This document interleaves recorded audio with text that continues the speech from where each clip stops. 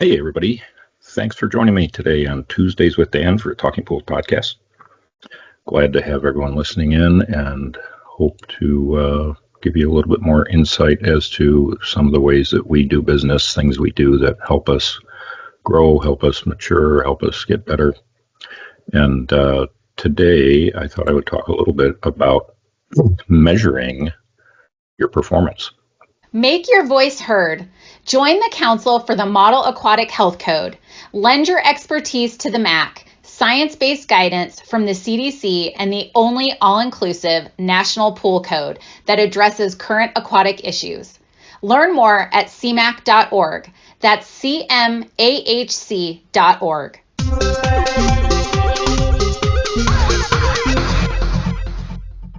I'm a firm believer that one of the keys to success and to growth as well is to have measures that you gauge yourself against, as opposed to just going out and doing what you do and hoping by the end of the year that you've got some money in the bank and your bills are all paid and so forth.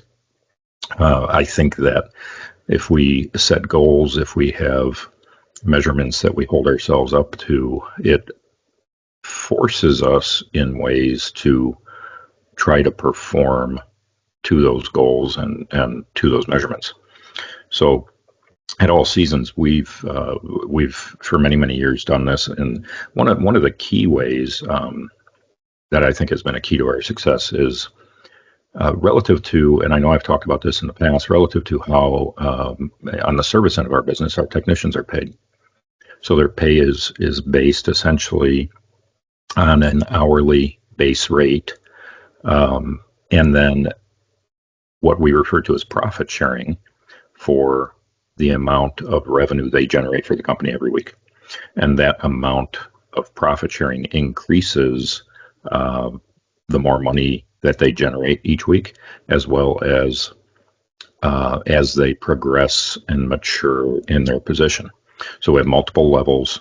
They start as an apprentice. Once they move into being able to be out on their own, doing whatever tasks that may be. Typically, our first step is moving into our weekly maintenance program, going out, cleaning pools, maintaining pools, so on and so forth. They move into that profit sharing, so then their base hourly rate is added to with the profit sharing. And for our particular company, and everybody is different, I navigated many years ago back, I think it might have been 1991 or two, to develop what these different levels are and what the different paybacks are and so on and so forth. And again, every company is different, and I'll just throw out that our maintenance technicians, once they get into the profit sharing end of things, if they bring in $3,000 worth of revenue in a week's time, they get 1% of that back. If they bring in $4,000, they get an additional 1.5%. If they bring in $5,000, they get an additional 2%. So at the $5,000 or anything exceeding that level, they're getting 4.5% back. And many of them are bringing in $6,000, $7,000, $8,000 in a week's time. And to be honest with you, if I have anyone that is not performing at least a $5,000 level, we need to have a conversation, figure out where they're lacking, where they need help, how they can improve their efficiency, or are they just not a fit for the job? Because it's critical. We can't put vehicles on the road, and if we're not bringing in $5,000 a week per truck in season, then that truck is actually losing money for the company with all of our overhead and so on and so forth. So again, every company is different. This is just what we do.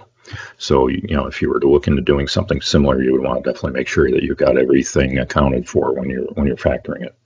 And that's on top of an hourly base rate, which is substantial. In the state of Illinois, our minimum wage is $14 an hour. So, and by January next year, it goes up to $15. So we can't get quality people paying low wages. So our base rate has to be significant. It is well above that $14 an hour minimum wage, and then we have this profit sharing that kicks in besides. So back to the aspect of measuring performance, our technicians, I should say, are every week measured by that goal that has been determined that drives their pay, their income. So every week when their paycheck hits, they're measured. How did I do? Look at my payroll, and that's a every single week a way that they are measured against no one other than themselves, truly, and with goals in mind. Obviously, my goal, again, I want them to bring in $5,000 or more a week. I would love for them to bring in $10,000 every week. I would love to give them, 4.5% of 10 grand every week as their profit sharing on top of their hourly rate. So, goals, measurements, KPI. I don't know if many of you have ever heard that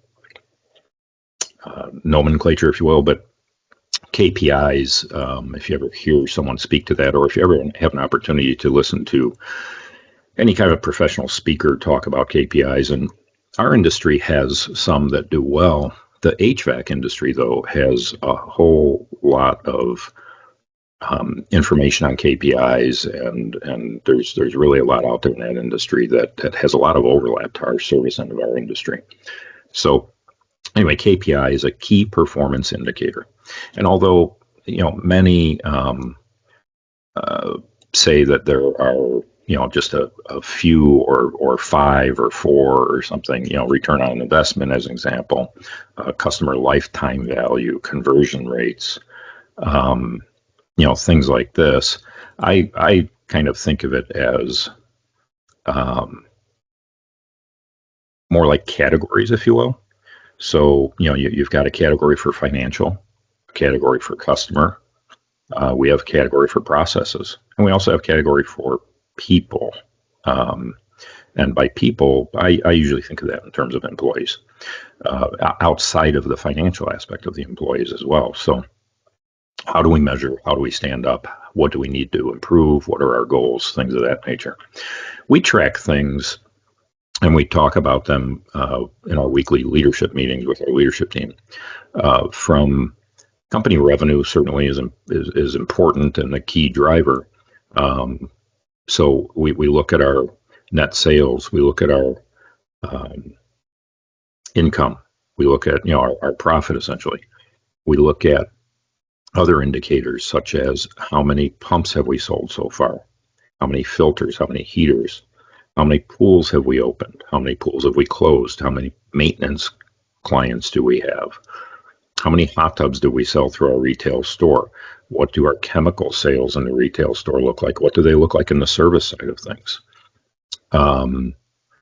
We even have measures in terms of more, I'll say, performance, where we track our technicians and the amount of time they spend in the building every morning, if that makes sense. So essentially getting ready for the day.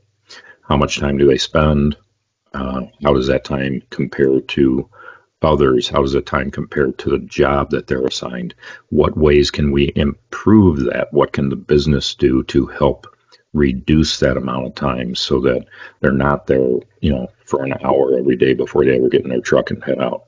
All of these different things are things that we look at and things we concentrate on trying to get better. So, many years ago, we started our warehouse staff, and I know many companies do this, but they are pulling materials that are needed for the service technicians the day before, staging them. So the technicians basically come in, there's a dolly there. It's got, sometimes it's a pile of chemicals, sometimes it's a bunch of parts, sometimes it's a combination of the two. And they literally just wheel it out to the truck, get their truck stocked, grab their paperwork, run through their paperwork. We do use an app on the phone that's connected to our business software that they run through. We have a texting platform, business platform that we use that they'll run through that, look at confirmations. We send texts out the day before to customers, letting them know what time we anticipate being there. And we ask them to respond to that. It's a thing that I'm sure most everyone out there has encountered on the consumer side of things. Ask them just simply respond yes. So they're supposed to go through that, make sure that they're the responses are there. We don't want someone driving out to someone's house if they don't know we're coming and are prepared for us to come.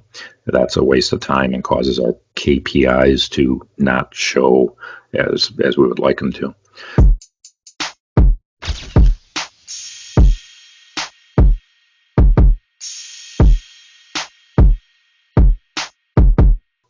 All of these different things, by measuring and looking at all of these different areas, it gives us insight into where our weaknesses are and also where our strengths are. And because of those measurements, we're able to guide the company.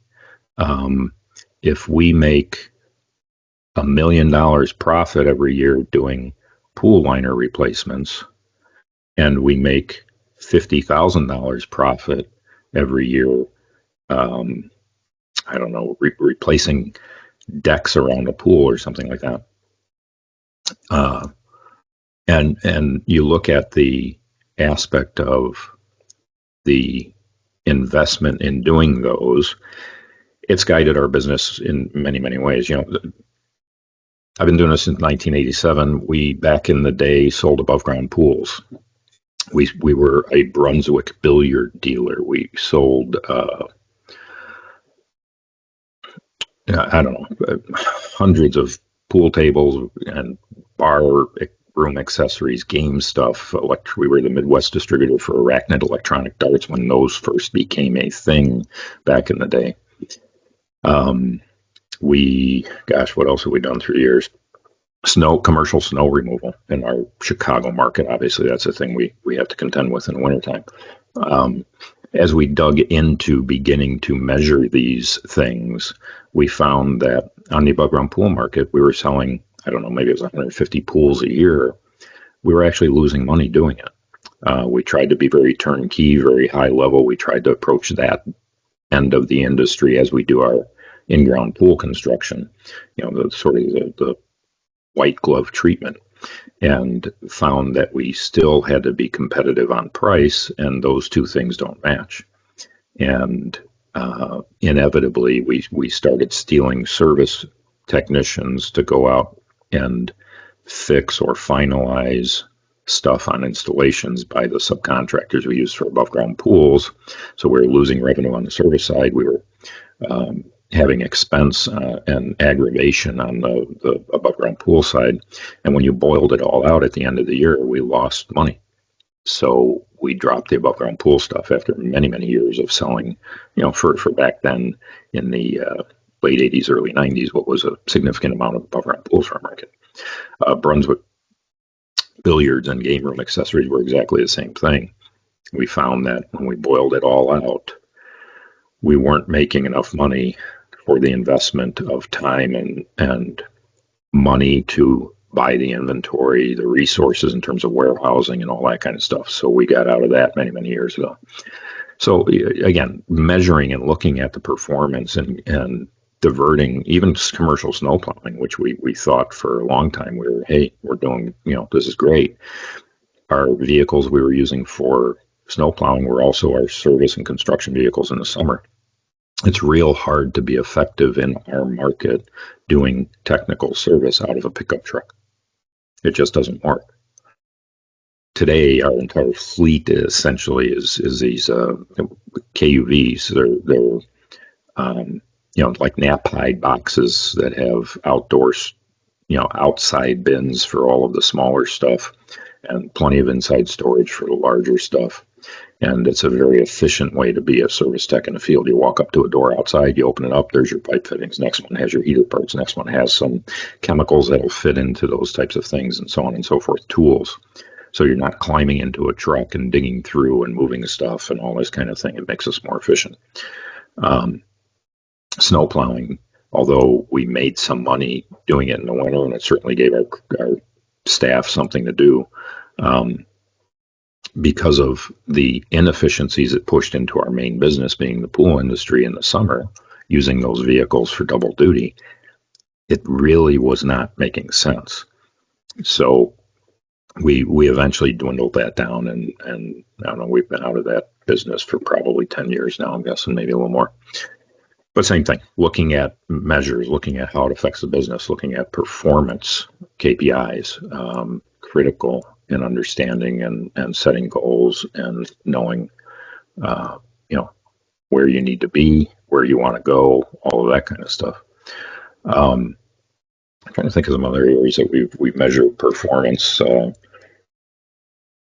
We even measure things in terms of whether employees are on time and how often they're not on time and by how much, whether how many times in a month or a year that employees call off for any given reason. And those certainly become measures by which we use to review employees. If it's excessive, we certainly have conversations and try and help them become more reliable. It's hard to run a business when you have people showing up, 10 minutes, 15 minutes, 30 minutes late, time and time and time again. And in some cases, it's been necessary to terminate people because of excessive problems like that. You when you start measuring things and you start realizing that, boy, I knew he was late or she was late, but I didn't realize how bad it was. And you start looking at it routinely, it really opens your eyes to things. And with that, it's amazing how when you take an extreme case and do something extreme like terminating them for that purpose, how all of a sudden everybody else is on time and they don't call off and things like that. It's like the bad seed that drags everything down. And again, it goes back to measuring that, right? If I didn't measure and see how that is, I don't necessarily even know that people are late in my role and in what I do for the company. I'm not standing there watching as they're pulling into the parking lot and coming into the building every day to say, oh, he was 5 minutes late, he was 2 minutes late, she was 20 minutes late. So having it reported to me on a weekly basis gives me the ability of then working with those people to see what we can do to try to improve that situation so that we don't have it happening. And it's an ongoing battle. We have challenges every year, and we have some people that go through life changes that certainly cause things to be a little different. And if anything, I think that we're very, very fair with our employees in terms of working with them, trying to help them improve if their home life is maybe something's happened at home that causes them to be late frequently. Maybe now they have to take the kids to daycare or to school, or there's someone has some illness that we weren't aware of that is significant and causes them to need to be more helpful at home before leaving for work. All these different things. If by measuring, by identifying, by having conversations, we can open doors to seeing what we can do to help them be better. So, I don't know. We keep track of it. Like I said, we go over the whole gamut of all of these different measures with our entire leadership team, and they certainly share it with their employees and so forth. We have goals. We have monthly goals that are company-wide. Every Monday morning we have a company meeting where basically every employee is present. It's not real long. I try to keep it to 15, 20 minutes. We visit our goal for the month, projecting where we could be based on past history. For the remainder of the month, we set the goal with, I'd like to say growth in mind, although with where we're at right now in this sort of downturn from COVID, we've got some compensation in that goal to not try to, say we're going to always grow by 10, 15, 20% a year. We got to be realistic, but we're reviewing it with everybody, going over it. And you know what? So far this year, we've hit our goal every single month. We're having a great year. Our equipment sales are real solid. Our replacement liner sales are up by 10 to 12% over last year, which was a record-breaking year. Equipment sales are real solid. Like I said, we're probably overall on the entire equipment sector we may be flat to 2023 right now, but 2023 was a record-breaking year for us in the equipment category. Our chemical sales are up significantly. Our retail store is performing at an extremely high level. They're up by roughly 20% this year to date over last year, which again was another record-breaking year. So we've got all these different measures. Our construction division, we certainly look at how many projects we have lined up, what our our backlog, if you will, is. We're measuring those jobs and phases of those jobs to see where our weaknesses are and how we might improve efficiencies to make those better on a constant basis. We're always striving to be better and to grow and expand. So at any rate, with that, I'm going to wrap it up for today. Again, I appreciate everybody listening in, and if you have anything that you might want to add or whatnot, certainly look for us at the Talking Pools Facebook group or email us at talkingpools@gmail.com. Other than that, everybody have a safe week. We'll talk to you again next week.